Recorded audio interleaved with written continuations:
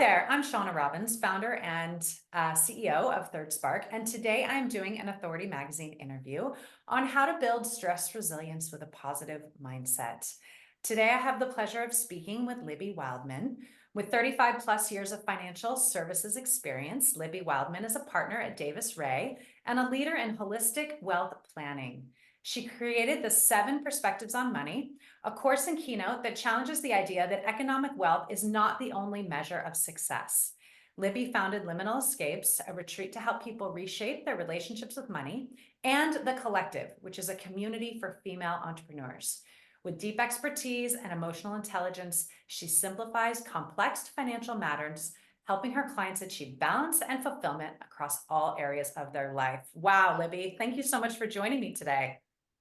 I think I'm exhausted from listening to my own life. I'm exhausted from listening to yours, but also super excited to talk to you about all Yeah. these amazing things. Thank you. Yeah. Well, this is so fun. And you know that this is so close to my heart. And you and I have talked about obviously before this conversation about what is so important in life. And I really feel that society has arrived at a breaking point where money has become the number one quest, as opposed to building a beautiful life being a quest, or having impact, or having a family, or whatever it might be. But it just somehow or another, we have gone off the rails, and achieving an amount of wealth is now considered the number one most important thing. And I mean, Sean, if you look at people in our world who become famous and become people who we covet, it's usually because they have great wealth.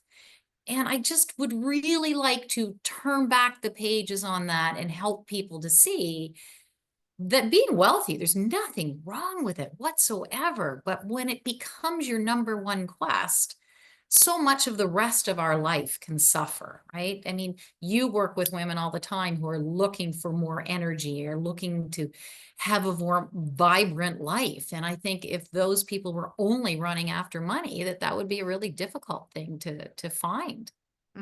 It's very true. Very, very true. So tell me how you got involved in this line of work. Well, honestly, I did a 3-year degree at school in English because I was just itching to get out and make money.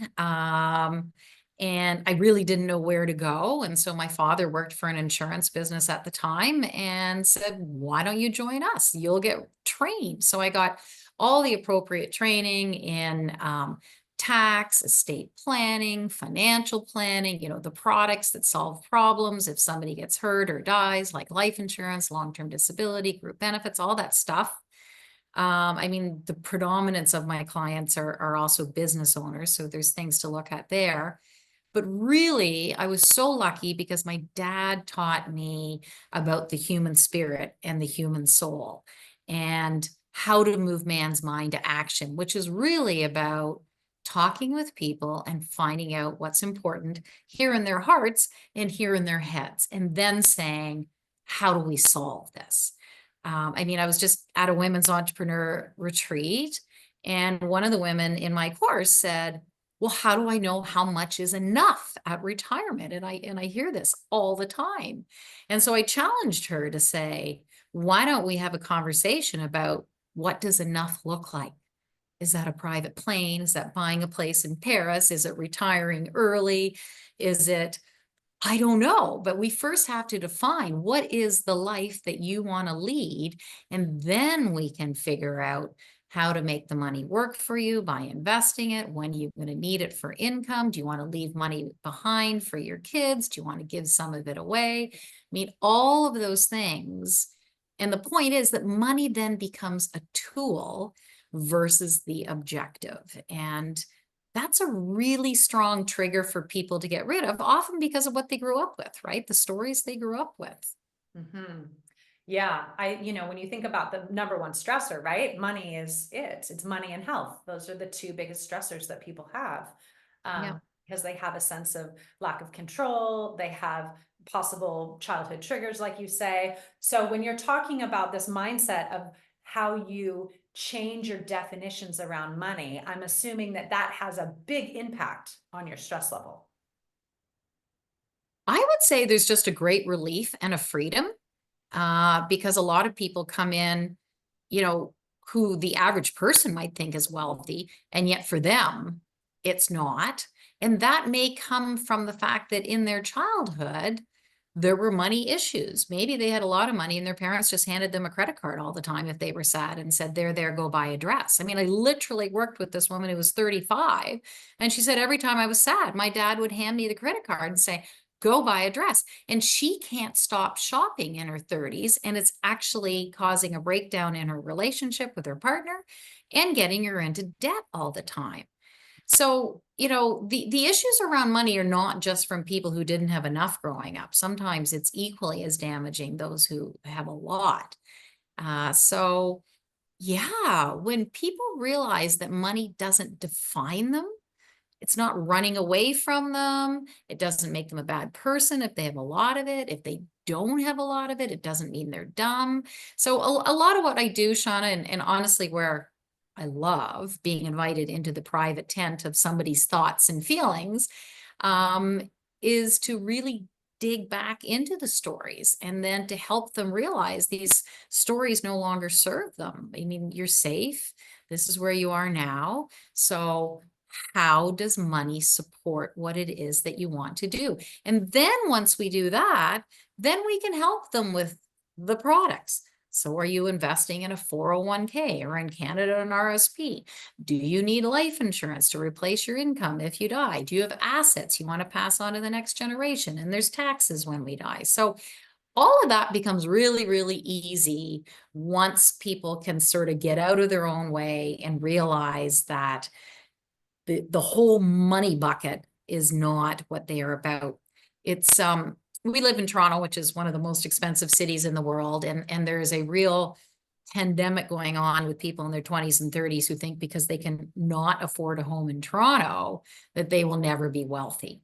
And so I like to really push back on that because, perhaps how our parents acquired wealth is not at all the same way that this next generation needs to create wealth. But I spent some time thinking about this and I was like, why is owning a home such an important thing? And you think about it, if you meet a new friend, or even maybe the friends that you already have, if you drive by their house, you can go, oh, they must be doing well. Look at that nice house. Or, gee, I guess maybe that's a starter home and blah, blah, blah, right?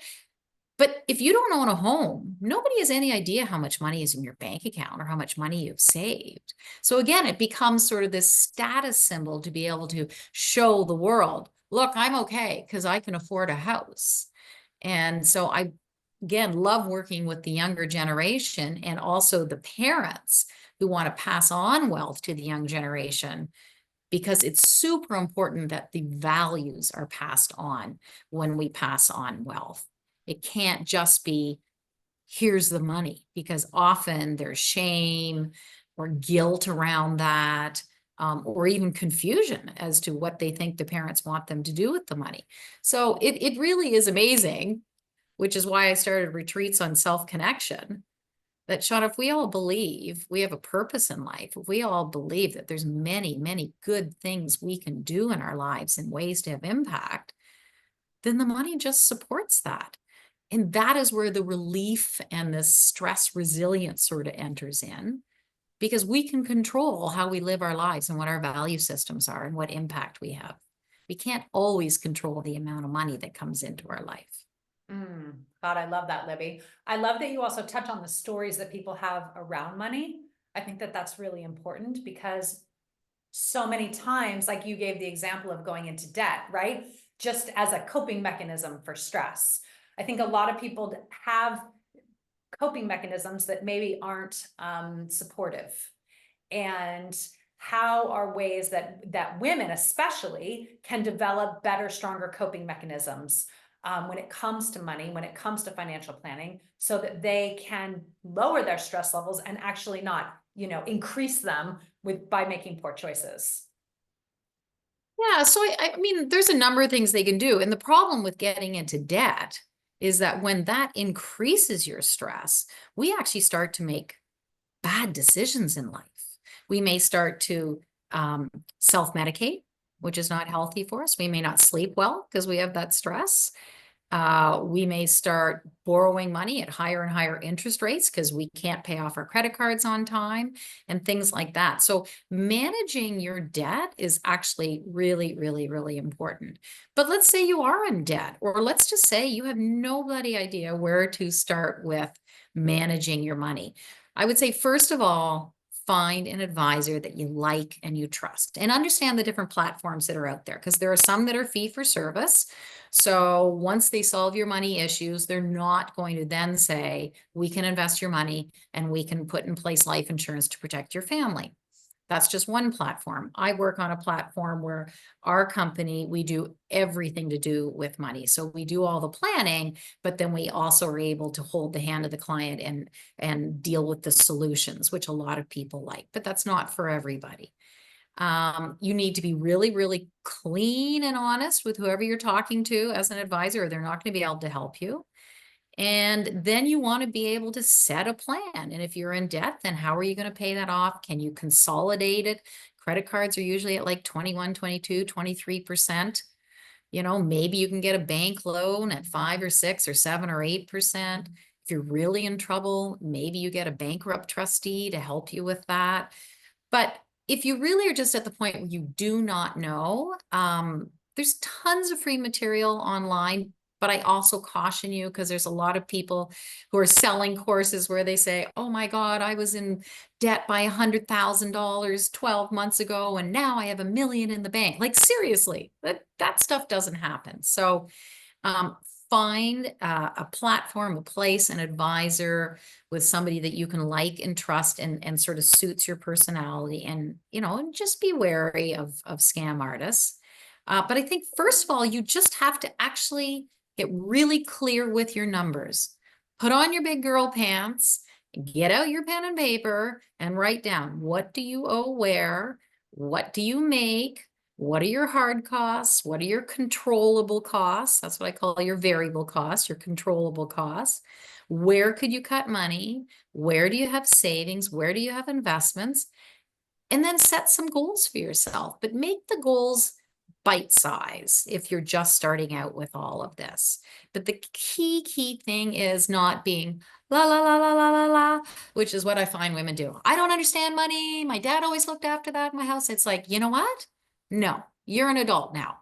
Look at your numbers, figure out what it is, and then get a plan together so that in a certain number of months, you know exactly how you're going to get out of where you are, where you want to go, and how you're going to do that. And on top of the numbers, you need to make sure important things like a will is in place, living power of attorney, because we all think that, you know, these horrible things are just going to happen to others, and they can happen to us. So you need to also, out of respect for the people who are going to be left behind if something happens to you, or if you get sick and can't work, that all of that documentation is in place, and share it with the people that you are going to be handing over your financial obligations to if you get sick or die. And how young do you think that you need to be to start these things? Like you say, these processes of getting all I would love it if parents would start talking to their kids about it. It's funny. My son Jack, who's 27, I went for a walk with him yesterday, because I always find talking to kids are better as you're walking, not sitting face to face across the table. And we talked about everything, girlfriends and health and, you know, healthy habits and all that. And I said, okay, money. How are you doing with your savings? And he said, I don't think I want to talk to you anymore about my money. And I'm like, oh my God, I write about this. That people will tell me about their sex life and whether they're healthy or they're having an affair, but they won't share with me about their money, or they won't share with their family about money. And here, you know, my own son is doing this. So I was like, okay, well, if you don't want to share, I'm still going to share with you. I hope you're making I know you're making a lot of money right now, and I hope you're saving a lot of money, because you don't have a lot of costs, and you should be setting goals for yourself, and you want to save first and spend second. Because if you spend first, you will never end up having savings. But when you're 26 and you have no mortgage, no kids, no spouse, you have a lot of discretionary income. So set a budget as to how much is going to Uber Eats, how much is going to Uber taxis, how much is going to the bar or dates or dinner out. And when you hit that number, be good to yourself. Stop it. Mm. Don't just keep going, but there's another date I want to go on. No, do a free date. Right, right. Do the free dates. Yeah, I think so much of this plays into our stress, and at times we don't even recognize it. So I like first that you touch on the fact that we need to just look at it. As uncomfortable as it is, we need to just look at it. And then once you look at it, you can demystify it, you can unhook from it. And that is going to go a really long way in building a mindset around stress resilience. But the more we stay away from it, the more we ignore it, the more we run from it, the more stress we're actually just creating for ourselves. Yeah, I think anybody will admit that when they know they have something to address in their life, if they don't, it just sits in their craw and causes more stress. So if you're too afraid to do it alone, call a trusted friend, hire an advisor or somebody and open up those pages. Because honestly, there are so few situations that you can't get yourself out of pretty quickly. Mm. So yeah, that is just really the most important thing. And honestly, taking care, like in my course, and I love talking on stage about the 7 perspectives of wealth, that the economic bucket, if it's low, can only be filled up if you have self-care, if you have physical access to good health and you're living a good life, if you're sleeping, if you have a community where you're cared for and supported, if you have family, bloodline or not, that you can go to when stressed, if you have adventure in your life, if you know you're having impact. If you are depleted in those other, I call it the symbiotic circle, in those other areas, and your economic bucket is low, if you don't have the energy to get out of bed, if you don't have people that like you and trust you because you've screwed them all, like how are you ever going to then get a job or sell your products that will fill up your economic bucket? If your economic bucket is just overflowing, but you're having to take medication or drugs to try and stay awake at night, or your kids don't even know you anymore, you've lost all your friends, then again, it's time to look at where are you in that circle? Because as humans, we're always overachieving and underachieving in certain areas. And the whole idea is to figure out where we are in each of those perspectives, and then to recognize it more and more quickly so that we can work on coming back to the center and feeling good in all areas of our life. But I'm sure you've met people, Shawna, where money is really important to them. And I think that's terrific. But there's also people where that actually is not the number one goal. They just want enough. Mm. And they may, I mean, there's people in my circle who are still 40 and they go tree planting, work their butt off for 6 or 7 months, make like $70,000, $80,000, and then they go travel every year. They really don't want a more complicated life than that. So God bless them. Great. Let's work with that situation, right? That's the fun around this. We're in a game called life, and we actually get to set the rules. We just need to be smart and make sure that when we don't control the rules, because obviously things happen in life, that we have all this protection in place. So you have savings in case you do get sick, or disability insurance in case you do get sick, that you do, have a will, or that you do have somebody who will come and take care of you if you can't, like that. But honestly, we get to set the rules. Don't let anybody tell you that you need to make more money, or, being wealthy is bad. That's great, Libby. All right. Amazing advice. Thank you so much. How can people connect with you? Where can they find you? Well, fortunately, my name is really easy, Libby Wildman. So I am on Instagram under that, LinkedIn.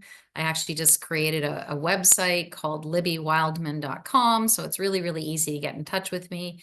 And I would be thrilled to either act as a resource or directly help anybody who wanted to have a conversation and see how we could work together. Ah, fantastic, Libby. Thank you so much for joining me here today. I really appreciate your time. Thanks, Shawna.